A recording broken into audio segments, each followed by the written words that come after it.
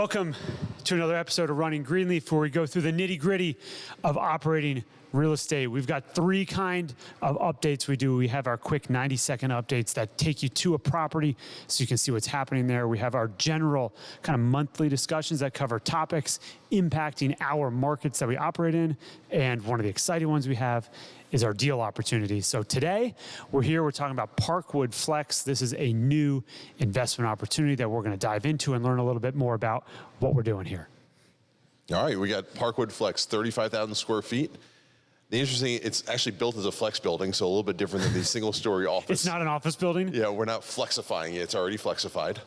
And it has office on the front and a bay door on the back and some warehouse.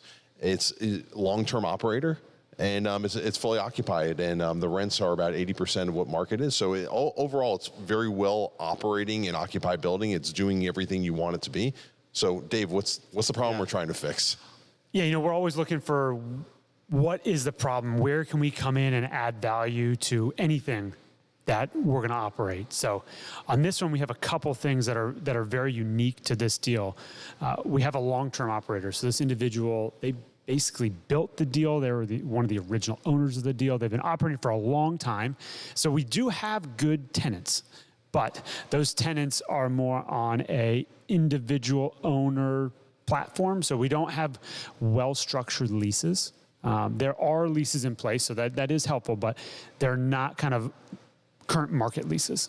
Josh mentioned they are below market on their leases as well, so they're about 80% of what the market is right now.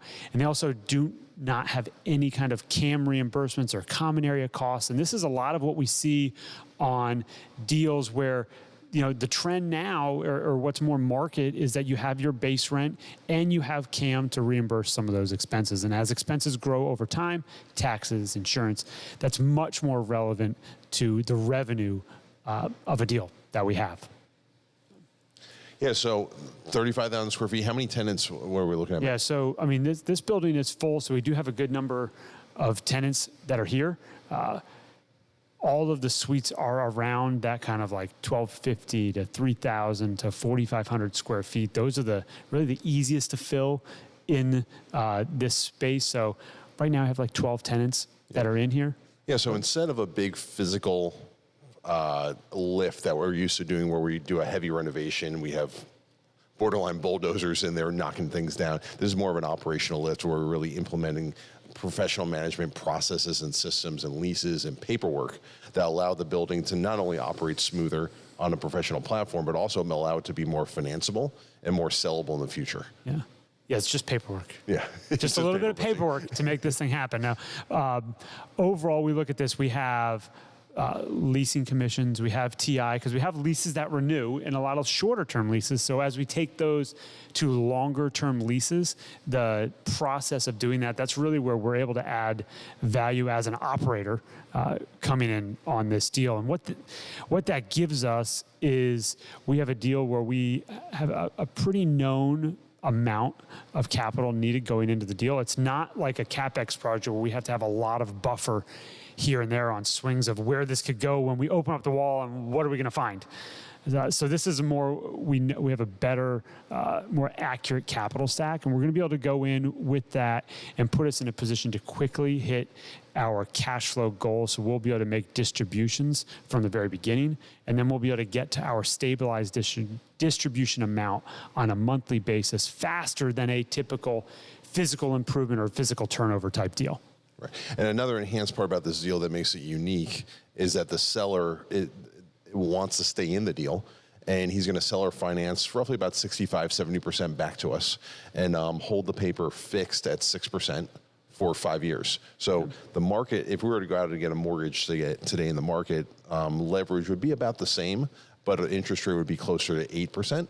So we think we're in a really good position with the seller.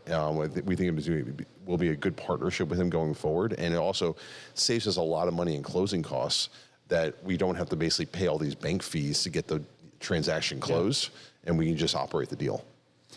Yeah, we like finding any way we can to save save some money here and there, Yeah. right?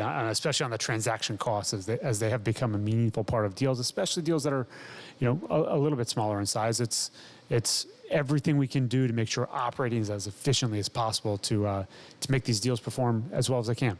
Right. So we put the deal under contract about 6 weeks ago. You guys first saw our packaging probably about 3-4 weeks ago. We're working on wrapping up the final fundraise and closing really in early January. Yeah, January 4th is our targeted close. So it's kind of kicking off 2024 in a very positive way. With this one, we really like the opportunity that we have in front of us here, and it was off market, so it was brought to us with a broker in place, but it wasn't heavily marketed. So we're very excited to get this one over the hurdle here. So we think it's a great deal. We really like going in with a operating plan. We don't have a whole lot of CapEx. I mean, we did get inspections. So anytime we get inspections, they're going to find something. So we got a couple minor CapEx things to improve, but we're going to hit the ground running, working on the operational front to get things stabilized.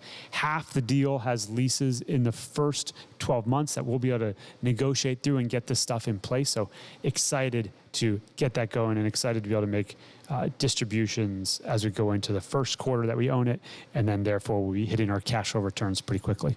Yeah, and speaking of those leases that come up for renewal right at the beginning, is a good amount of the funds that we're raising on the front end will be used to basically incentivize those tenants to sign newer, longer-term leases with reimbursements at the same rate or a little bit higher rate. Yeah, that's bringing it to market. We're getting our market leases in place. Right. I mean, market leases is not only the rate, but also the structure of the lease. Right? So. All right, well, we are very excited about this deal. We have January 4th is our targeted close, so that's what we're working to. So please let us know if you have any questions on this one or want to hear more about how we plan to operationally enhance this deal going forward. So thanks for watching, everyone. For more tips on operating and investing in real estate, please check us out at greenleafmanagement.com or find us on YouTube and Spotify.